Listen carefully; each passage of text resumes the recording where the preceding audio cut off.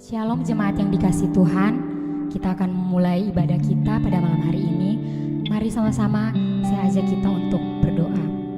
Bapa dalam surga, terima kasih Tuhan buat perkenanan Tuhan atas kami, sehingga kami Tuhan boleh dapat beribadah pada malam hari ini Tuhan.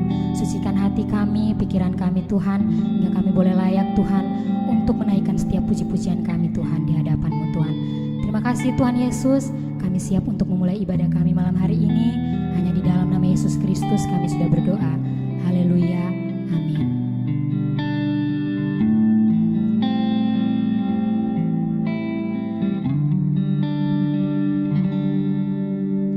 Seperti rusa rindu sungaimu, jiwaku rindu Engkau.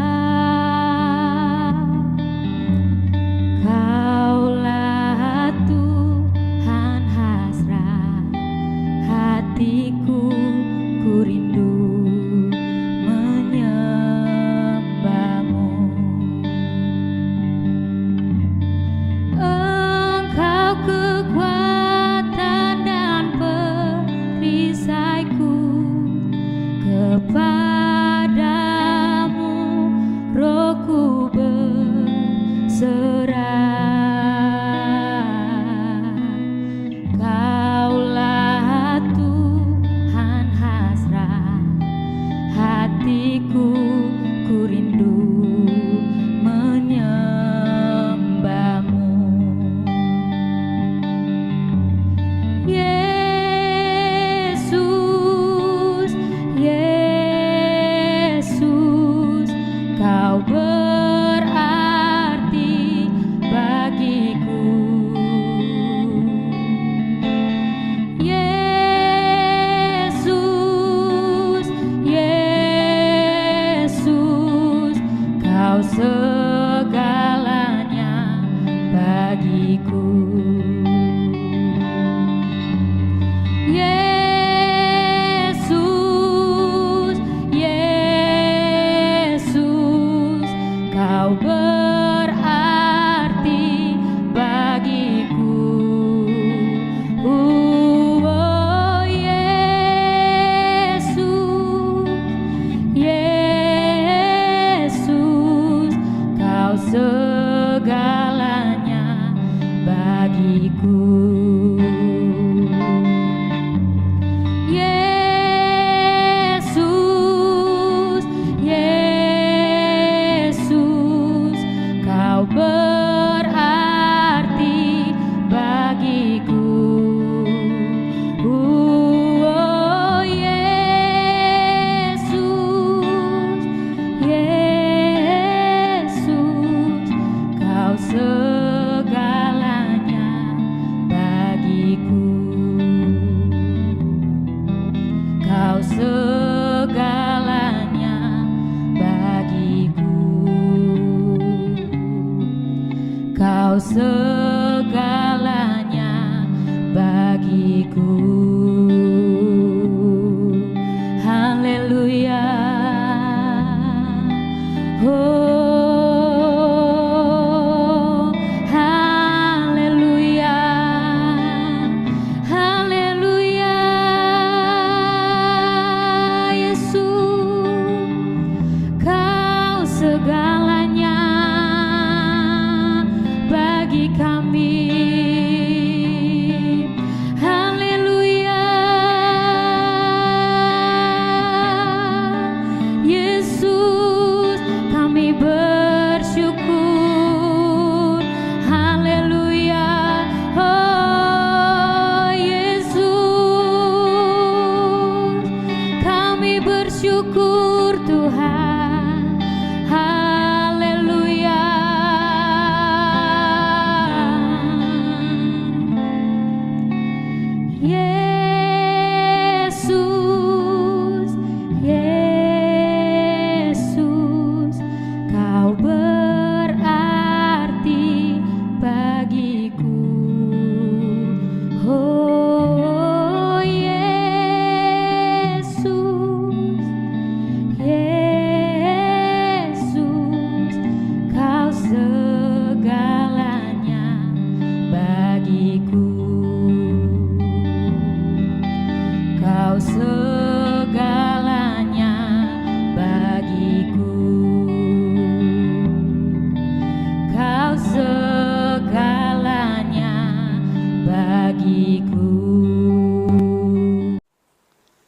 Shalom, selamat malam Bapak Ibu Saudara yang dikasihi Tuhan. Pada ibadah kesegaran rohani malam ini kita akan sama-sama belajar sebuah kebenaran yang saya beri tema tetap beriman di masa krisis.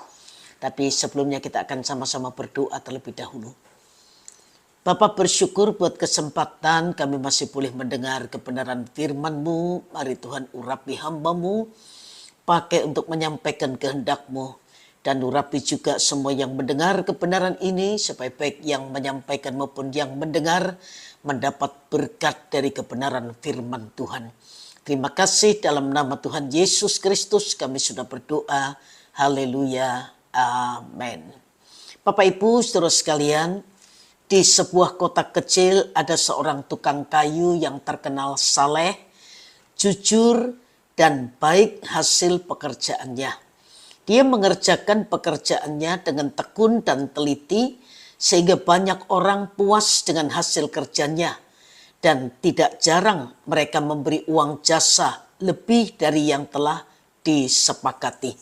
Tetapi beberapa bulan belakangan ini pekerjaannya menjadi jauh berkurang karena banyak barang pabrik yang harga jualnya lebih murah. Tukang kayu ini pun mulai merasakan tekanan dalam hal keuangan dan perekonomian. Uang yang telah ditabungnya sedikit demi sedikit diambil guna memenuhi kebutuhan sehari-hari. Biaya hidup yang meningkat dan sedikitnya pesanan kayu membuatnya kesulitan untuk memenuhi kebutuhan sehari-hari. Suatu hari si tukang kayu ini bertemu dengan tetangganya ketika dia sedang termenung memutar otak bagaimana cara untuk menafkahi keluarganya selanjutnya. Tetangganya itu terkenal sebagai orang yang bijaksana dan banyak orang tertolong karena nasihat yang diberikannya. Melihat tukang kayu itu termenung, orang bijak itu menanyakan kenapa tukang kayu tersebut seperti orang yang bingung. Tukang kayu ini pun menceritakan apa saja yang terjadi dalam hidupnya. Si orang bijak ini kemudian hanya tersenyum dan setelah si tukang kayu menceritakan kisah hidupnya.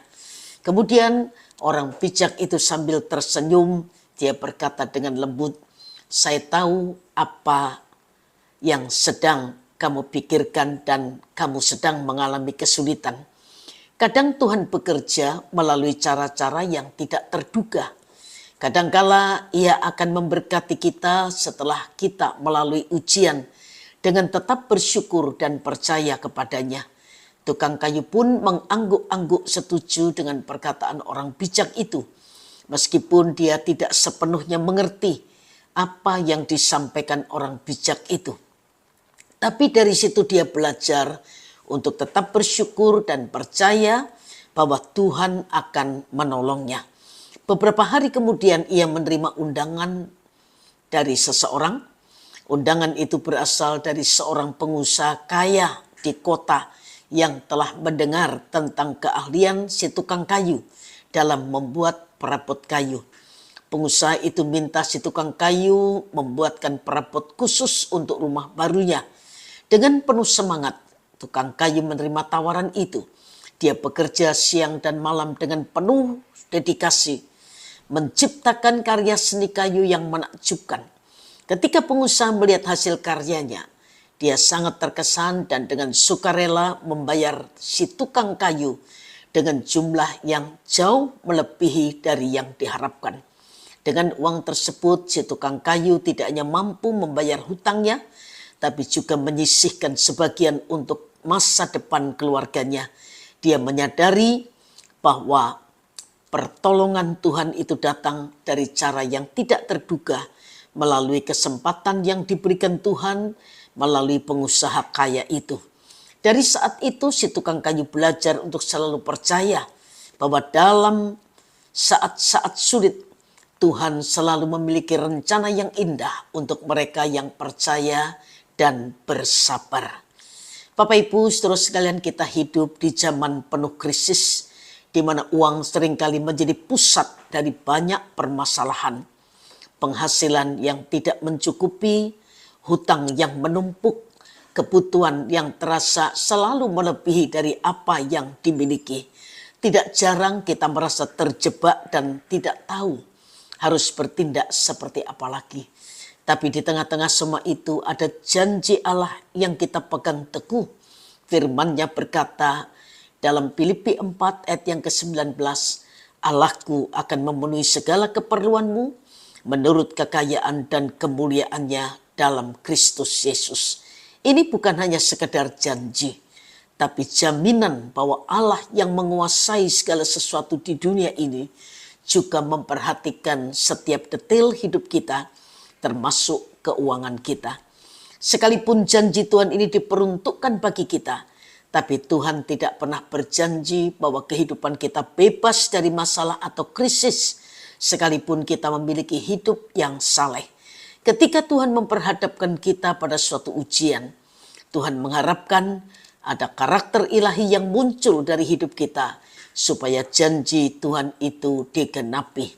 Dan untuk menegaskan hal ini, mari kita melihat kisah dari seorang nabi yang bernama Elia. Kita membaca 1 Raja-Raja 19 ayat 1 sampai ayat yang keempat. 1 Raja-Raja 19 ayat 1 sampai ayat yang keempat. Ketika Ahab memberitahukan kepada Isabel segala yang dilakukan Elia, dan perihal Elia membunuh semua nabi itu dengan pedang, maka Isabel menyuruh seorang suruhan mengatakan kepada Elia, beginilah kiranya para Allah menghukum aku. Bahkan lebih lagi daripada itu, jika besok kira-kira pada waktu ini aku tidak membuat nyawamu sama seperti nyawa salah seorang dari mereka itu. Maka takutlah ia, lalu bangkit dan pergi menyelamatkan nyawanya. Dan setelah sampai ke Beersheba yang termasuk wilayah Yehuda, ia meninggalkan bujangnya di sana. Tetapi ia sendiri masuk ke padang gurun sehari perjalanan jauhnya, lalu duduk di sebuah pohon ara. Kemudian ia ingin mati, katanya, cukuplah itu. Sekarang ya Tuhan, ambillah nyawaku, sebab aku tidak lebih baik daripada nenek moyangku. Elia adalah seorang nabi yang luar biasa bagi orang Israel selain Musa. Tetapi kita lihat kemudian bagaimana Nabi Elia menghadapi krisis. Sesaat setelah dia membela Tuhan dengan melawan ratusan orang Nabi Baal, dan ia berhasil menang atas nabi-nabi Baal itu. Bukankah dalam logika kita mengatakan seharusnya setelah Nabi Elia berbuat sesuatu yang ajaib demi nama Tuhan, maka hidupnya pasti akan enak. Tetapi Tuhan menghadapkan Elia pada sebuah krisis. Dia harus lari dari kejaran Isabel dan menyembunyikan dirinya. Kemudian Tuhan memerintahkan Elia untuk pergi ke Sungai Kerit, dan di sana Elia tidak pernah mengira bahwa Tuhan mengutus burung gagak untuk memelihara hidupnya dengan cara yang ajaib. Ketika air Sungai Kerit mulai habis, Tuhan menyuruhnya pergi ke Sarfat kepada seorang janda yang akan memberinya makan. Tapi ternyata yang ditemui Elia adalah seorang janda tua dan miskin yang hanya memiliki segenggam tepung dan sedikit yang tinggal sekali olah dan makan lalu mereka mati. Tapi kita melihat reaksi iman Elia. Elia tidak bersungut-sungut atau protes kepada Tuhan. Ia melakukan semua yang diperintahkan Tuhan. Demikian juga janda Sarfat itu. Dia melakukan semua yang diminta oleh abdi Allah itu. Dan oleh iman dan ketaatan mereka, maka tepung dan minyak itu tidak habis sampai bencana kelaparan itu berakhir. Kisah Elia mengajarkan kita beberapa hal penting tentang bagaimana Allah bekerja dalam masalah krisis hidup kita. Yang pertama, Allah menyediakan pertolongan dengan cara yang tidak terduga. Elia tidak mengharapkan bahwa burung-burung akan memberinya makan, atau bahwa minyak dan tepung janda akan bertahan selama berbulan-bulan. Demikian pula Allah seringkali memberi solusi yang tidak terduga terhadap krisis yang sedang kita alami. Pola pikir dan cara kerja Tuhan itu melampaui apa yang dapat kita pikirkan. Untuk itu Tuhan hanya meminta kita mempercayai Tuhan. Percaya pada Tuhan berarti kita tidak mengintervensi cara kerja Tuhan. Kita hanya perlu berserah. Namun demikian bukan berarti kita tidak boleh memiliki rancangan untuk keluar dari krisis. Kita masih tetap bisa mengatur pola dan rancangan untuk keluar dari krisis. Tapi di atas semuanya itu kita harus menyerahkan semua kepada Tuhan yang maha bijak, dan biarkan Tuhan menentukan rancangan terbaik untuk kita dan kita menaatinya. Tuhan menyediakan 1001 macam cara untuk menolong kita. Terkadang cara Tuhan bekerja itu sama sekali berbeda dengan apa yang kita pikirkan dan harapkan. Yang kedua, iman dan ketaatan kita diuji. Elia harus tetap taat dan mengikuti perintah Tuhan, meskipun tampak tidak masuk akal. Tuhan tidak mengatakan apapun tentang krisis, tentang kondisi di Sungai Kerit, ataupun keberadaan janda di Sarfat itu. Hal itu menunjukkan bahwa Tuhan ingin Elia mempercayai Tuhan, pemelihara kehidupan orang percaya. Ini merupakan sebuah ujian iman dan ketaatan bagi Elia. Jika Tuhan mengatakan kondisi yang sebenarnya, maka hal itu tidak membutuhkan iman lagi. Karena sudah pasti Elia akan menghindari Sungai Kerit dan janda Sarfat. Atau kalau dia taat untuk melakukan, tapi disertai dengan berbagai antisipasi dari kemungkinan buruk yang dapat terjadi. Tapi kita melihat bagaimana Elia tetap taat dan mempercayai pemeliharaan Tuhan di tengah-tengah situasi krisis yang sedang dialaminya. Bukan hanya ketaatan Elia yang memegang peranan dalam pemeliharaan Tuhan, tapi juga ada ketaatan dari janda Sarfat. Ketika Elia meminta air dan makanan dari janda tersebut, dia kemungkinan besar akan menolak karena itu adalah persediaan terakhirnya. Tapi janda itu lebih memilih taat pada permintaan Elia dan memberikan apa yang dia miliki. Ini adalah tindakan iman yang besar. Karena ketaatannya Tuhan melakukan mujizat. Tepung dan minyak itu tidak habis selama masa kelaparan itu. Tuhan mencukupi kebutuhan mereka setiap hari. Dan ini mengajarkan kepada kita, ketika kita taat kepada Tuhan, bahkan ketika kita sedang mengalami krisis, maka Tuhan mampu melakukan hal-hal luar biasa untuk memenuhi segala kebutuhan kita. Demikian juga kita harus tetap setia dalam memberikan yang terbaik bagi Tuhan, bahkan ketika kita sedang mengalami masa krisis. Tuhan ingin kita mempercayainya dengan segenap hati. Selain itu, perlu ketaatan untuk dapat melihat janji Tuhan digenapi dalam kehidupan kita. Saat kita menghadapi masalah keuangan atau krisis dalam hal apapun, kita jangan putus asa. Kita harus menyerahkan segala sesuatu kepada Tuhan dalam doa dan mempercayai bahwa Tuhan akan memberi pertolongan pada waktu yang tepat. Mari kita terus percaya bahwa Allah yang menguasai segalanya akan menyediakan segala kebutuhan kita menurut kemuliaannya, kemurahannya. Marilah kita memperkokoh iman kita bahwa Allah adalah Allah yang maha baik dan maha kuasa. Dia tidak pernah meninggalkan kita dalam kesulitan. Ketika kita mengalami krisis dalam badai kehidupan, kita harus ingat bahwa itu adalah kesempatan bagi Tuhan untuk menunjukkan kuasa-Nya dan memberkati kita dengan cara yang luar biasa. Mari kita hidup dalam kepercayaan bahwa Allah akan menyediakan segala sesuatu sesuai dengan kekayaan-Nya di dalam Kristus Yesus. Tuhan memberkati Bapak Ibu saudara sekalian, dan mari kita sama-sama berdoa.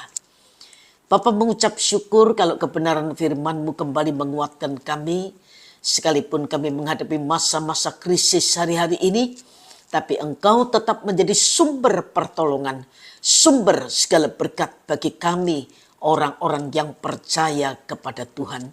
meteraikan firman-Mu dan terjemahkan lebih dari yang hamba-Mu bisa sampaikan malam ini. Dan biar kebenaran ini terus memberkati kami, mengingatkan kami akan Engkau Tuhan yang dahsyat. Kau Tuhan pembuat mujizat yang tidak pernah berubah. Kemarin, hari ini, bahkan sampai selama-lamanya. Terima kasih Bapa di surga. Dalam nama Tuhan Yesus Kristus kami sudah berdoa. Haleluya. Amin. Selamat malam dan Tuhan memberkati Bapak Ibu saudara sekalian.